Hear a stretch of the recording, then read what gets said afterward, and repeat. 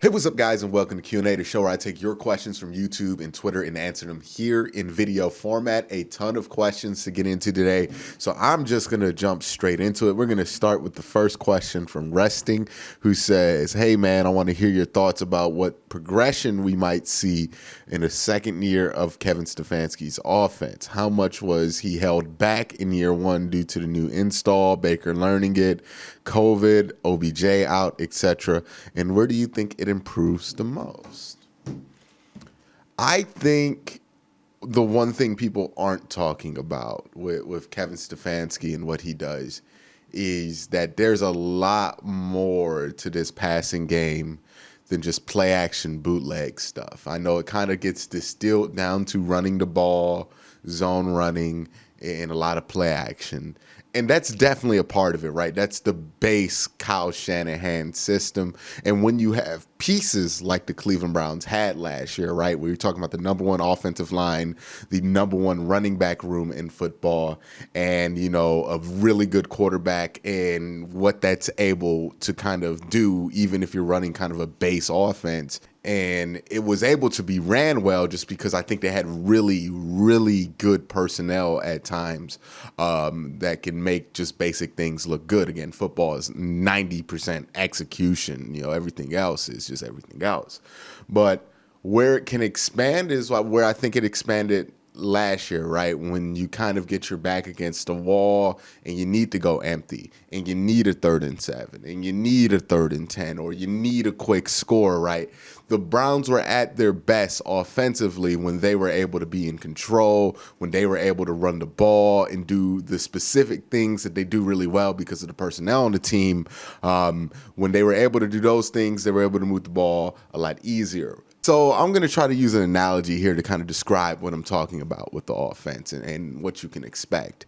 And I want you to think of the offense as a plane trying to get off of the landing strip, right? Last year, it was able to get up and it was able to get as high as you needed it to go, but you needed a fair amount of runway to get up to speed because the things that were pushing the offense were a little bit more basic, a little bit more rudimentary, and not the most explosive. But this year, what you're going to see, or what you would hope to see in the evolution of Kevin Stefanski's offense, is still a plane that's able to get up and get as high as you need it to go like last year, but the one that's able to get up much faster, much quicker, without the need for so many things to be right in order for it to get up to its top speed. I know it's a kind of clumsy analogy, but that's the one that popped into my head at the time. But that's really the big difference, right? I think the offense at its peak last year could put up 50 points or 40 points in a game.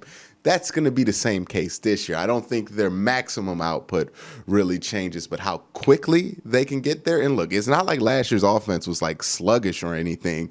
It's just comparatively what they have the potential to do this year will be much more efficient and has the potential to be just much more quick strike and explosive when it comes to the passing game. So that's really the big difference that I would expect from Kevin Stefanski's offense this year. The next question comes from Bam Bam Bigelow, who says, what worries you about the upcoming season the most?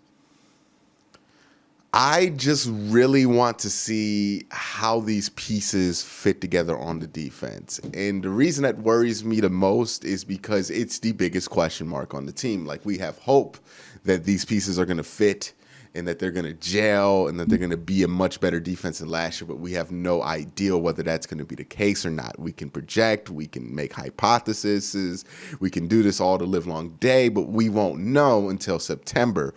So that's probably what I'm worried the most about, right? And if you want me to go even deeper on that, what I'm most worried about is the health of some key players on this defense who don't have the cleanest injury history.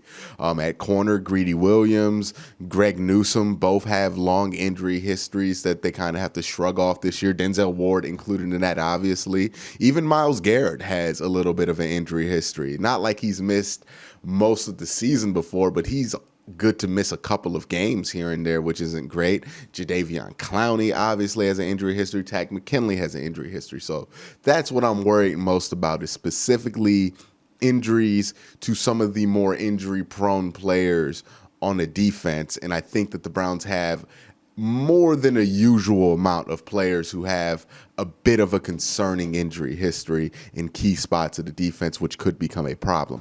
Next question comes from Ben Smith, who says, hey, Q, if John Johnson III gets hurt, say before week 5 or so, how confident am I that Grant Delpit's going to be stepping in and filling that starting role?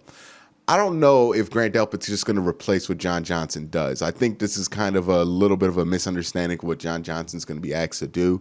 I think you're going to see John Johnson a lot at strong safety, a lot at inside linebacker, and then maybe sometimes he'll be like a cover 1 safety or a free safety.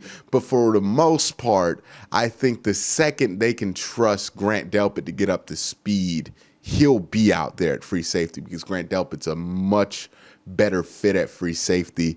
And I think what the Browns are going to do there, this is just my guess. I have no idea whether this is going to be true or not, but this is what I would assume they would do based on the personnel, is that Grant Delpit's going to be free safety. And then you'll see John Johnson at strong safety, but a lot of times you might see him as the stub linebacker in a nickel package, which I expect the Browns to run a lot this year. And then you'll have Ronnie Harrison as the other strong safety. I think you're going to see those 3 guys on the field a lot. Now, if if John Johnson III gets hurt, I just think you'll see more of Ronnie Harrison and probably one of the linebackers or maybe even Richie LeCount in there instead.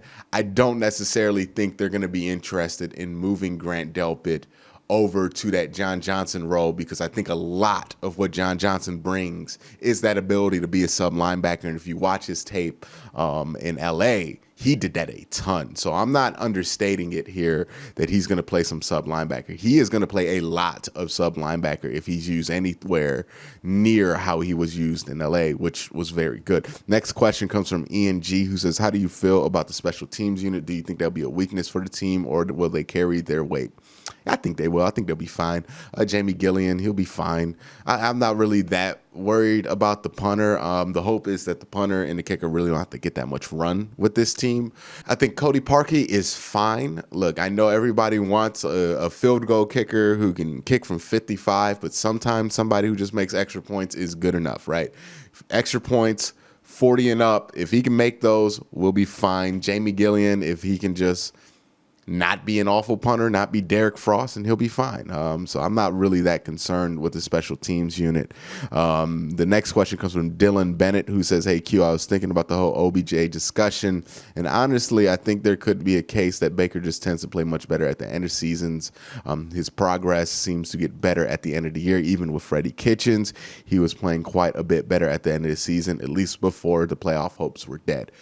I think we just stumbled upon something. Now, this isn't necessarily a question. This is more of an observation from Dylan here, but it stumbled upon something that I think is very important to make note of, right? Because he brought it up. For some reason, Baker Mayfield gets better at the end of these seasons than he is at the beginning of these seasons.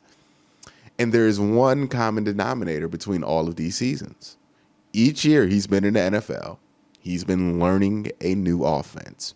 So it makes sense that at the end of the season, he is significantly better than he was at the beginning because he's learning a new offense. This will be the first time that we get to see Baker Mayfield carry over the same offense in a offseason. And some people try to act like the Freddie Kitchens offense and the Todd Monken offense were the same thing.